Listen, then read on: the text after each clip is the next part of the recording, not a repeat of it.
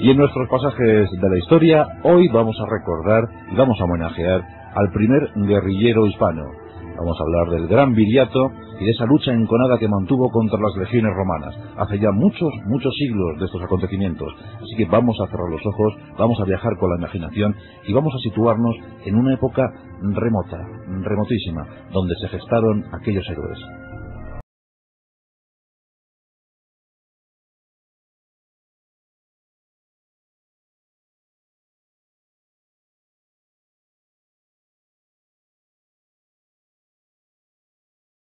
Año 202 a.C.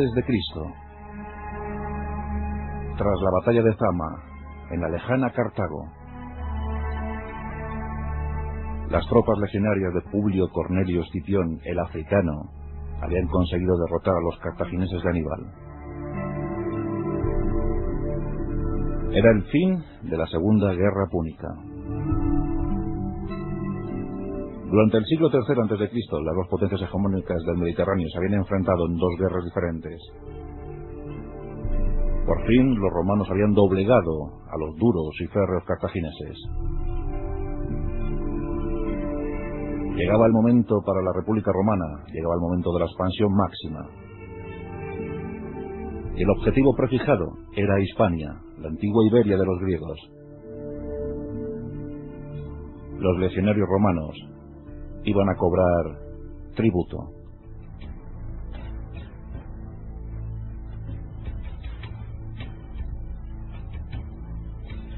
Los cartagineses habían firmado una paz muy poco honrosa, muy poco ventajosa, limitados a su territorio y poco más. Por tanto, las legiones tenían libertad de movimientos. Y esos nuevos objetivos estaban en Hispania. En el 197 a.C. entraban por Cartago, por Cartago Nova, por la actual Cartagena. Y los veteranos empezaban a recibir su premio.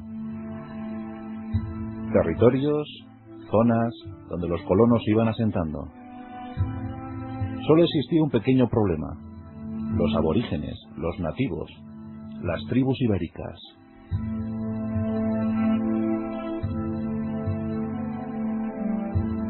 Y en Iberia, las tribus no estaban dispuestas a ceder ni un solo palmo de territorio sin la lucha. Y la lucha prometía ser cruel y feroz.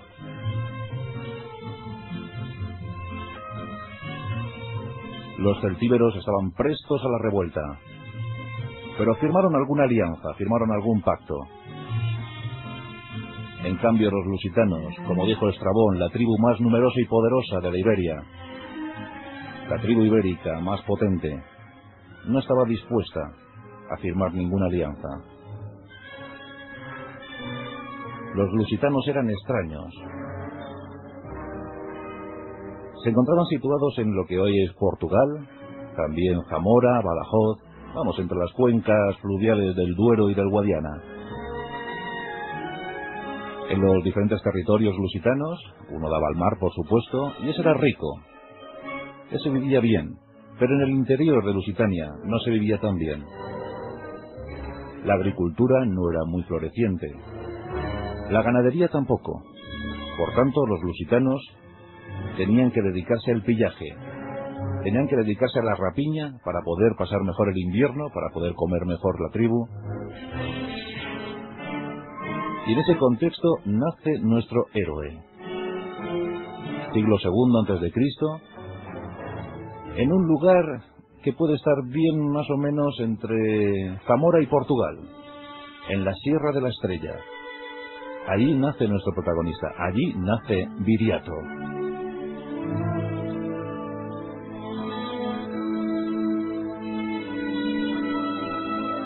Los romanos avanzando y los lusitanos retrocediendo, los celtíberos a la espera.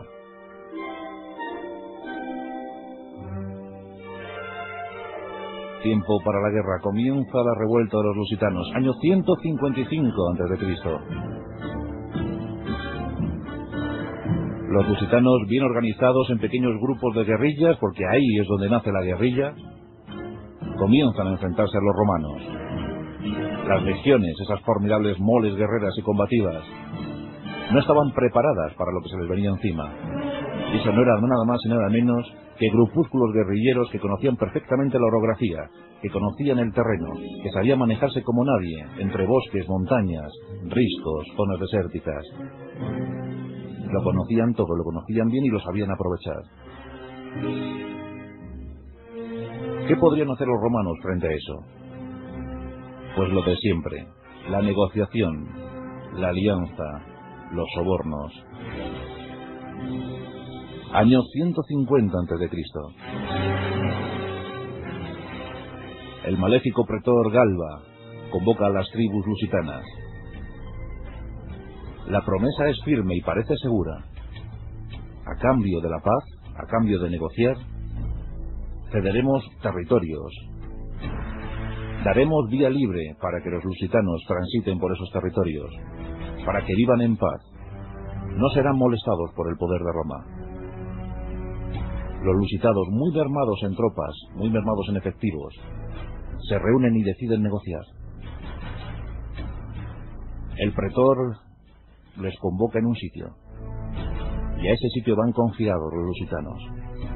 Las tribus se van agrupando, esperan impacientes lo que el pretor Galba quiere decirles, pero temerosos comprueban cómo los legioneros romanos les van rodeando. Les separan en 3 grupos, y cuando estaban dispuestos para hablar, cuando estaban dispuestos para parlamentar, el pretor Galba da la orden, y las legiones se abaten sobre los lusitanos. Se produce una gran masacre. Centenares de los lusitanos son pasados a cuchillo. Otros serán vendidos como esclavos. Pero un pequeño contingente, un pequeño grupo, puede escapar, a duras penas, pero puede escapar. En ese contingente de lusitanos se encuentra Viriato. El antaño pastorcillo, dicen unos pastor de vacas, otros pastor de cerdos, otro pastor de cabras y ovejas. Por mor de la necesidad, se va a convertir en un auténtico líder militar y guerrero. Lo llevaba en la sangre. Es el momento para él. Es su cita con el destino. Año 150 a.C.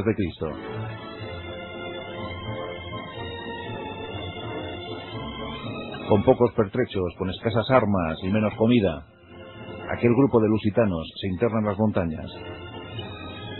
Y comienza el hostigamiento a las legiones romanas. Eran muy pocos, sí, pero sabían cómo atacar. Una suerte de pequeños combates. Ven cómo los legionarios romanos van perdiendo cada vez más efectivos.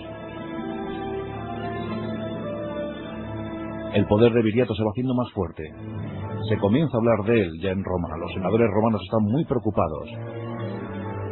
Por si fuera poco, estalla la Tercera Guerra Púnica. Cartago se ha vuelto a sublevar.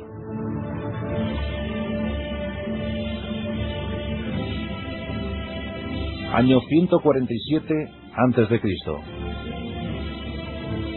Comienza el poder para Viriato. Comienza el periodo floreciente para él. Ya no son un puñado, son centenares de guerreros los que le acompañan. Los grupos de lusitanos se encuentran desperdigados por buena parte de la provincia ulterior romana. Recordemos que Roma había separado la península ibérica en 2 provincias, la citerior en el norte y la ulterior en el sur. Y los hombres de Viriato se pasean a sus anchas por la ulterior. No hay quien pueda con ellos, nadie puede apresarles. Por fin, el Senado de Roma envía fuertes contingentes de legionarios dispuestos a dar fin a aquellas bravuconadas de Viriato y los suyos. Nos encontramos en la serranía de Ronda, en ese año 147, en las inmediaciones de Tríbola. En Tríbola se va a producir la gran victoria para Viriato.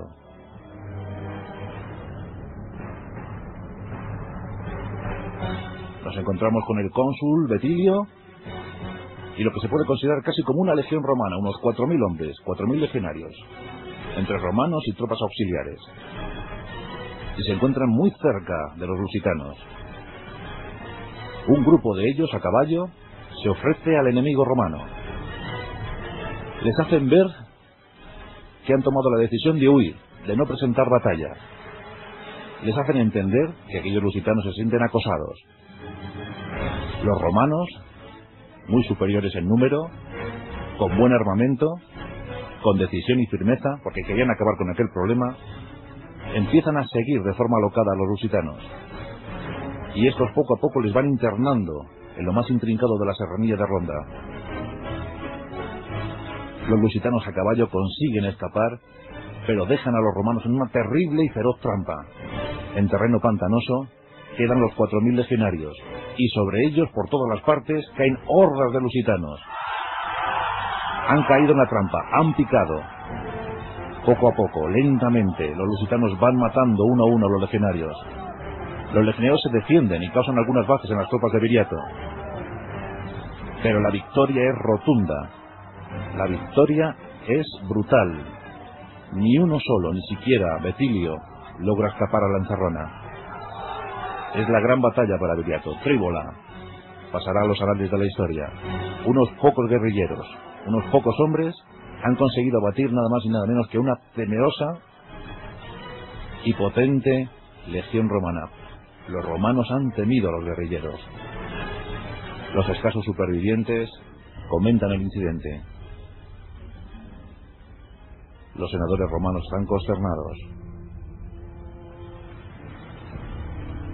La sangre de los legionarios cubre el campo de batalla. Una tras otra van cayendo. Hasta 6 batallas. Y en las 6 Viriato y sus hombres ganan. Uno tras otro los cónsules son derrotados. Hasta 4 grandes jefes militares enviaron los romanos. Y los 4 fueron derrotados.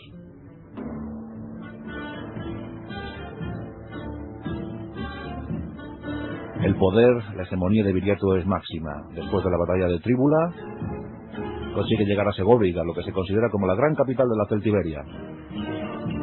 Segóbriga, cerca de Cuenca, muy cerquita de Cuenca. Por fin Viriato está rozando la provincia citerior, el último reducto romano. Casi toda la península está en sus manos. Es un gran jefe militar, conoce perfectamente la estrategia. Sí, será inculto, como dicen los romanos, pero, caramba, ¿cómo sabe dirigir a sus tropas? El máximo rendimiento para aquellos escasos y menguados efectivos. Pero los romanos no estaban dispuestos a soportar más humillaciones. En el 146, después de un asedio terrible de 3 años, cae Cartago.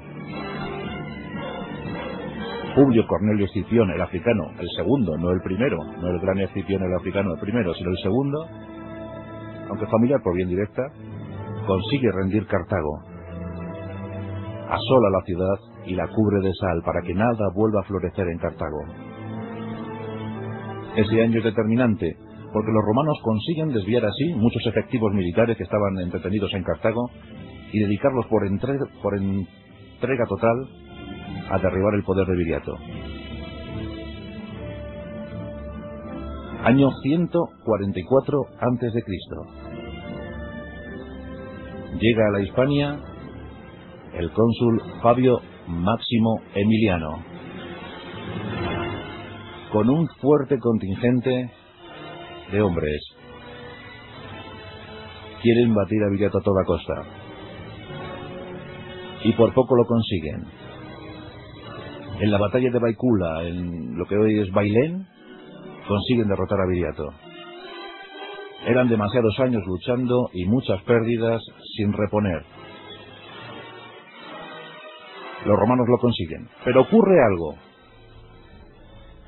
Los celtíberos, que observan desde la distancia, han seguido todos los movimientos de los lusitanos de Viriato. Y hasta el año 143 estaban en alianza con los romanos, les surtían de provisiones, incluso a veces de tropas. La Celtiberia, los celtas de la Iberia, el entroncamiento entre celtas e íberos, las tribus que dominaban el centro de la península ibérica. Los celtíberos se encontraban bien aposentados, bien asentados, con sus etnias, con sus tribus. Ahí estaban los velos, ahí estaban los titos, ahí estaban los arabecos, los lusones y los golpenones. Ahí estaban. Y en el 143 rompen su alianza con Roma y se entregan con entusiasmo a una nueva alianza, pero esta vez con Viriato y sus lusitanos. Todos van a combatir a Roma. Todos van a intentar expulsar al poder invasor. Se alían y presentan batalla, y comienzan de nuevo a derrotar a los romanos. El símbolo para la Celtiberia es Numancia. En Numancia se encuentran 8.000 defensores. Y los romanos quieren derribar esa fortaleza, quieren pasar por encima de ella. Pero aquellos 8.000 defensores se lo van a poner muy difícil. Aquella ciudad iba a resistir durante 10 años. Aquellos 8.000 defensores iban a parar una y otra vez a las legiones romanas. Fuertes ejércitos, 20.000 hombres en una ocasión, 30.000 en otra. Siempre fueron rechazados por los defensores de Numancia. Las guerras celtíberas se iban esparciendo por toda la península. Y Viriato estaba ya considerado como el terror de los romanos. Hay una estatua en Zamora que dice así: Terror Romanorum. ¿Qué ocurriría? Año 140 a.C. Viriato lleva ya 10 combatiendo a los romanos. Y no está nada mal. 10 años, cuando la edad media de la época estaba poco más o menos en los 32, 33 años. No sabemos nada acerca de la edad de Viriato, pero sí sabemos algo acerca de su vida. Sabemos, por ejemplo, que en ese tiempo se casó. Y se casó con la hija de un noble lusitano. Ese noble se llamaba Astipas. Cuentan acerca de la generosidad de Viriato con sus hombres. Los botines que obtenían las tropas de Viriato eran repartidos generosamente entre ellos. Viriato pocas veces accedía a ese botín, pocas veces se quería quedar con el oro que venía de los romanos. Astipas era más dialogante con el poder de Roma y quiso entregar a su hija para buscar una buena posición entre Viriato y Roma.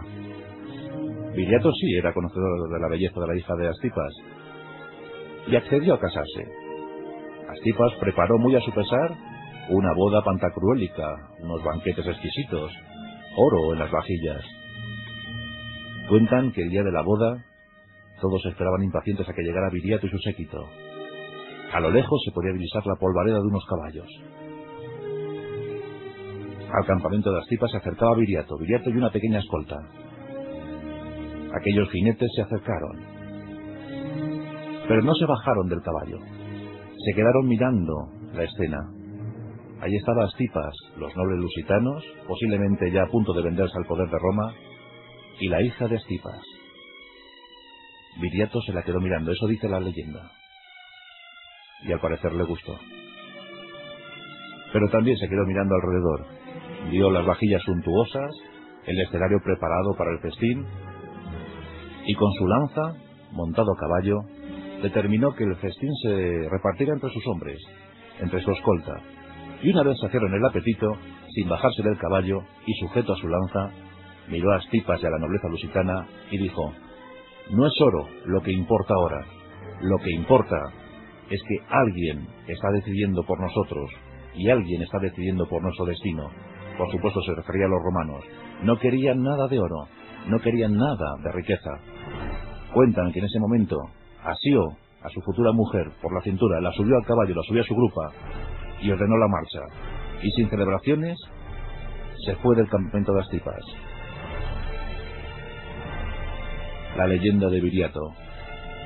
Sus hombres le seguían hasta la muerte, porque era costumbre entre los lusitanos firmar pactos de lealtad. Lealtad al líder, lealtad a los guerreros, lealtad a los valientes que defendían la tribu. De ahí el poder de Viriato, de ahí que se prolongara tanto en la lucha. Los hombres de Viriato estaban muy orgullosos de su jefe. Y escenas como la que hemos descrito se daban muy a menudo en esa historia, en esa biografía de Viriato. Además, los lusitanos tenían un poder, tenían una ventaja sobre los romanos, y es que no necesitaban bases de aprovisionamiento. Firmaban pactos, alianzas sobre la marcha con las tribus locales, y estas siempre les favorecían. Roma envía un nuevo cónsul, año 140 a.C. Serviliano se acerca al campamento de los lusitanos. Viriato al parecer ha sido localizado. Serviliano cuenta con 4 temibles legiones. Cuenta la historia que en una noche llena de pena, una noche oscura y terrible, las legiones romanas incursionaron en el campamento lusitano. Cuenta la historia que centenares de la tribu de Viriato murieron, víctimas de las lanzas o de las espadas. Fue una matanza horrible y cruel, que se cebó con los más inocentes. A pesar del ataque por sorpresa, Viriato y un puñado de los suyos logra escapar. Logra escapar para unirse a otros tantos que andaban desperdigados por la zona. La venganza fue tremenda. Viriato arremetió con más ira que nunca sobre los romanos. De nuevo, una derrota humillante para Serviliano y sus huestes. Nada se puede hacer frente al empuje de Viriato. Por fin, el Senado romano decide darle el parabién de rey. Le nombra y le proclama rey de los lusitanos. Se supone que le van a dejar en paz. Además, le nombran amigo popular de Roma. Viriato recibe contento este nombramiento, porque sus hombres ya eran muy pocos. Tanta guerra había debilitado a los lusitanos. Poco podían oponer ya al poder de Roma. Por tanto, una paz entre los dos bandos venía muy bien, para reponer fuerzas y para por lo menos intentar vivir en paz después de 10 años de terrible guerra. Cuando parece que todo va a terminar, llega un nuevo cónsul a la Hispania, y este no tiene las mismas ideas del vencido Serviliano. El cónsul Cepión quiere acabar con Viriato. Los romanos, es cierto, odiaban a muerte a Viriato y quieren acabar con él. Cepión se acerca con una hueste temible e intenta engañar a Viriato. Viriato, muy debilitado, decide parlamentar. Quiere firmar la paz a toda costa. No quiere más guerra. Está hastiado de tanta guerra. Envía 3 parlamentarios: Vitalcón, Minuro y Audaz. Estos 3 habían sido combatientes para Roma. Eran de la localidad de Urso, de la actual Osuna. Pero habían traicionado a Roma y se habían pasado al bando de Viriato. Y ahora actuaban como diplomáticos de este. Iban a seguir ejerciendo su oficio de traidores. Cepión les conmina a que maten a su líder. Solo así habrá paz para los lusitanos, y además ellos recibirán grandes honores y prebendas. Mucho oro para los 3 traidores. Y los 3 se acercan al campamento de Viriato, y mientras dormía, como vimos en el cuadro de Madrazo, ¿verdad? Ese cuadro que se expone brillantísimamente en el Museo del Prado, la muerte de Viriato, los 3 traidores le dan muerte a puñaladas. Cuenta la leyenda, una leyenda apócrifa sin confirmar, que cuando se acercaron los 3 a Cepión para recibir su premio, con mirada desdeñosa, les dijo: Roma no paga traidores, y mandó su ejecución. Era el año 139 a.C. y terminaba el periodo floreciente para los lusitanos y para Viriato. Durante 11 años habían combatido fenomenalmente a Roma, el gran poder invasor. Pero ¿qué ocurriría ahora? ¿Nombrarían un nuevo jefe? ¿Qué pasaría con Viriato? ¿Qué pasaría con su cadáver? Cuenta la historia que los lusitanos incineraron el cadáver de Viriato. Cantaron himnos, entonaron himnos en honor a su jefe. Y después esparcieron las cenizas por el terreno de la tribu. Y sobre esas cenizas, siguiendo las costumbres lusitanas, 200 parejas de guerreros combatieron entre sí. Una forma de rendir honores a su gran líder, como él jamás lo tendrían. Sí que es cierto, en contra de lo que se pueda pensar, que los lusitanos eligieron un nuevo jefe, Tautag-Mus, un nuevo líder guerrillero que intentaría una marcha sobre Sagunto, pero fracasó de forma estrepitosa, y los romanos le vencieron, aplastaron y masacraron. También es cierto que los lusitanos siguieron combatiendo a su manera, pero ya muy desorganizados en pequeños grupúsculos. No tuvieron ya jamás la cohesión que tuvieron con Viriato. El gran líder había muerto asesinado por sus propios hombres, y los romanos ya no tuvieron nada que se les opusiera. Aún aguantaban Numancia, y lo seguiría haciendo hasta el año 133, hasta que el africano, con 60.000 hombres, rindió la ciudad, pero no por la lucha, sino por el hambre. Cuentan que los arebecos aguantaron hasta la extenuación, que incluso llegaron a recurrir al canibalismo, pero la ciudad había sido sitiada férreamente por las tropas del africano. Y la peste, además, había hecho cargo de las calles de Numancia. Antes de firmar la rendición, los escasos defensores pusieron fin a su vida suicidándose. Cuando entraron los legionarios romanos en la ciudad, en lo que quedaba de ella, solo encontraron desolación, edificios derruidos y cadáveres por todas las calles. Numancia cayó en el 133, y con eso se puso fin a las guerras celtíberas. Pero en el norte se seguía combatiendo. Los cántabros y los astures estaban dando también muy buena batalla a los romanos. Nada más y nada menos que crearon un frente de 400 kilómetros. Un frente inmenso de 400 kilómetros.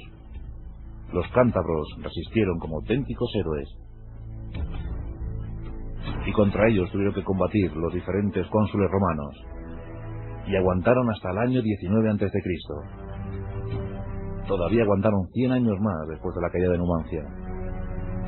En el 19 toda la Hispania había sido pacificada. La historia de Viriato: con él murió Iberia. Eso dicen sus exegetas: con él murió el sueño de Iberia. Y después de él ya solo se hablaba de Hispania, solo se hablaba ya de la Hispania romana. Los lusitanos entraron en la órbita de los romanos, en la órbita de los nuevos invasores. Pero sí que es cierto que a Viriato hay que atribuirle el nacimiento de la guerrilla. El nacimiento de la guerrilla que surgió gracias al sueño de un pequeño pastor nacido en la Sierra de la Estrella. Unos dicen que en Portugal, otros dicen que en Zamora, pero al fin y al cabo en la península ibérica. Aquel guerrillero que durante 11 años hostigó al poder más grande del mundo conocido, al poder de Roma. Hoy desde aquí le hemos rendido homenaje. Viriato.